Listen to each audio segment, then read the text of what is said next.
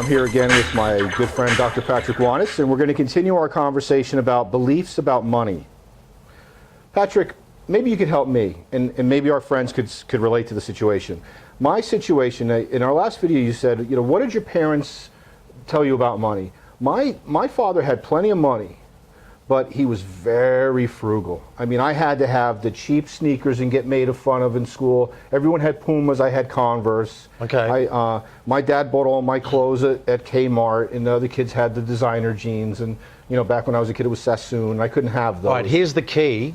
Let's get in touch with your feelings. How did you feel having to wear the same shoes all the time, to wear low grade or very cheap sneakers? How did you feel? I probably wouldn't have felt anything had I not been, you know, humiliated by my peers for having to wear those things. So I hated it. So what was said to you by your peers? They would make fun of me because I had Mickeys on. They called them Mickeys. So, you know, yeah, your father can't afford, you know, designer clothes. You have to wear cheap clothes. You get your clothes at Kmart, you know. All right, when you grew up to be an adult, did you go the complete opposite way, trying to spend a lot of money on clothes? Or did you copy your father? No, when I had money, no, I went right for Versace and Hugo Boss, and I went all out. Because you were trying to make up for what you didn't get. I guess that's probably what it was. But what did you feel about your dad not giving you either money, cash, or buying you better quality clothing? At the time, I thought he was cheap, and I didn't like it at all. You know, in retrospect, it was probably a good thing because it would have been a waste. I mean, I don't buy Versace anymore because now I know. I've been there, done that. It's, you know, if I could buy something more reasonable, you know, still designer, but more reasonably priced, I'll do that. All right, so finish the sentence. Money is... What's the first thought that comes to your head? Money is... I just want to say good. Okay. Was that the first thought? Yeah. Okay. So you've been able to shift your thoughts. Money is what to get? Money is somewhat easy to get. Somewhat easy to get. Somewhat easy to get. Okay. So somewhere along there you've said, in your mind, it's not easy to get. It might be easy to get, but it's probably closer to being difficult. If it's easy, you'd say, money's easy to get. Some people will say, money's hard to get. You've got to work really hard for money. Right. So for you, your experience was you saw your father who made a lot of money but didn't spend it. Did he enjoy his money? No. Right. There's a key for you. He didn't enjoy his money. Has your experience been that you've enjoyed your money? Yes, I enjoyed my money. When did that start that you enjoyed your money? Because you mentioned a while ago that you made $800,000 one year, then you blew it. Well, I enjoyed it. So what you did was you were rebelling against your father, and you said, you know what, Dad, you never let me enjoy this money. I was humiliated. Kids made fun of me. I'm going to enjoy my money. But you rebelled to the extent of getting rid of it, rather than saying, finding the balance. See, I always teach, as you know, it's important to be balanced. You've got to be balanced in everything you do. So the balance is, I enjoy my money, but I don't have to just throw it away and then have nothing left. Right. I can put some aside. I can learn to manage my money. Right. That's really important. You know, knowing, okay, 10% for fun, 10% for education, X amount for expenses, X amount, you know, as a contingency, etc., etc. But being able to manage your money. You obviously weren't managing your money. You're rebelling and saying, I really want to enjoy it because I've never been allowed to enjoy money in my life. Right. I wasn't allowed to have a television, so I went out and bought a 100 and some odd inch screen television. Right, because you were going the opposite way. You're rebelling. Now, some people, what they'll do is they'll copy their mother and father. They'll be exactly the same. My mum and dad are always frugal and stingy. I'm going to be the same. The other person may simply rebel and go, no way, I'm not going to be like that. But again, it's about the balance, about understanding, well, why was my mother and father that way? Where did their fear come from? Because when someone is extremely stingy, we might call them frugal, but maybe they're more than that. It's usually a place of fear.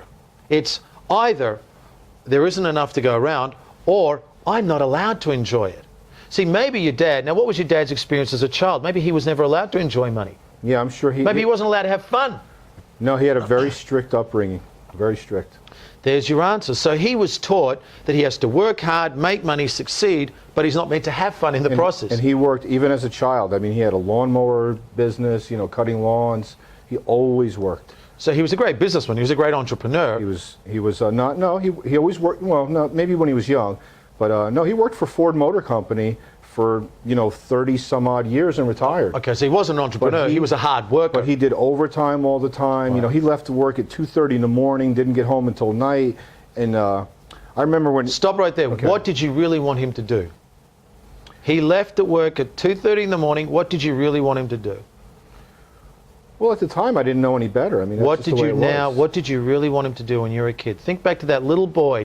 What did he want from his father? He probably wanted him to be there when he woke up in the morning and pull him a bowl of cereal and take him to school. And Right. Yeah. He wanted that time, that bonding, that attention with Dad. Dad put his priority on money. So Dad said, the only thing that counts is I've got to work hard and I've got to make money, but then I don't enjoy it, and my son doesn't enjoy it, and none of us enjoy it. No. So his priority, he came from a place of fear which said, I have to keep producing, I have to keep making, I have to make sure we have enough, there's never enough, we can't spend too much, let's buy the cheap stuff. But then he lost the priority. What was the real thing that every little boy or every little girl wants? Time with their mother and father. They want to bond, they want to play. So you would also associate a certain amount of pain with money, because my dad worked hard and made money, but he never spent time with me. So it's about finding that balance. Now, yours is a great example of being able to say, okay, I understand how I've been reacting to money rather than respecting money, and how I've maybe not, how I feel about the fact that I didn't get what I really wanted, which wasn't just the clothes, it was the time and attention from Dad. You missed out on both ways. If Dad was there and gave you love and took you out fishing and played with you and threw the ball to you, then you might not worry about what the kids say. But here you were, not enjoying time with Dad, not enjoying real bonding with your father, and on top of it, people are making fun of what your dad's working for, which he's working for ultimately some cheap sneakers and some cheap jeans. So that's going to stand in your way of really enjoying money. You have to shift and say, my dad was that way because he was afraid. My dad was that way because he didn't know any better. But it's finished, it's over. I'm allowed to create new rules, new laws, and new beliefs around money. I don't have to punish myself or anyone else by either withholding or by just getting rid of it. And what's the difference between enjoying money and what I did? That I don't think your intention was to enjoy money, it was to make up for what you didn't get. Okay. When you go to the other extreme, which is, okay, maybe you've got a lot of money, and there's nothing wrong with buying Versace or Dolce & Gabbana or any of those, but if your intention is, I have to buy this because I never got it as a kid, then you're not buying it to enjoy it, you're trying to make up for something you missed out on. Okay. And when we do that, we're coming from a place of emptiness inside, we're trying to fill a hole. Rather than, wow, I really like this shirt, and it happens to be designed by Versace, or it's really good quality, I like the material, I like the style. Okay, it's $300, but you know what? I can afford it. I'm going to enjoy it. And then you put it on and you enjoy it.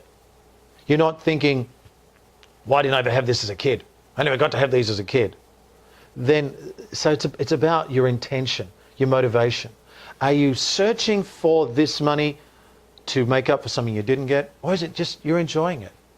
You know, that's where you're in the moment and you go, I appreciate the quality of this shirt or the quality of these shoes or the quality of this dress, and for that reason I'm buying it.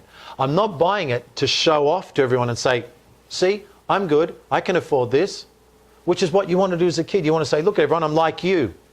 Right. Stop making fun of me, accept me, like me, approve of me. When people set out to make money so that people will like them, accept them, approve of them, or so that they'll belong, you're never going to enjoy the money.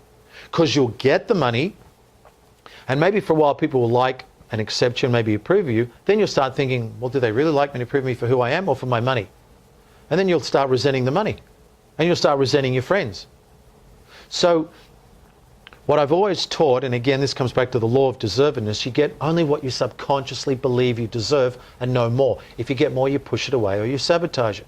So if at a deep level you were taught to say, you were taught to appreciate the value of everything, to respect things, and to say, but you know what, Jake, you do deserve the best.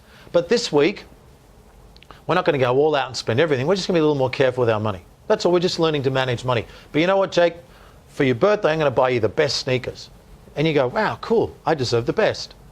Now you're not trying to prove something to someone else who's been making fun of you or humiliating you or rejecting you. So what I would say to everyone who's looking right now, watching this right now, is get in touch with what is your intention. What does money represent for you? Are you using money to win people over? Are you using money so that people will like you? Or are you using money as a way to give you more freedom? You know, to give you more personal power, to say, I want to create my own schedule. I want to have freedom to travel. I want to be able to help people around me. I want to give back. And I respect money. Money's like a woman. I respect them both. You know, it's appreciation, gratitude, and giving back. Thank you very much. My pleasure. I hope my example helped you, and stay tuned for the next video. I'll be talking to the doctor again about money.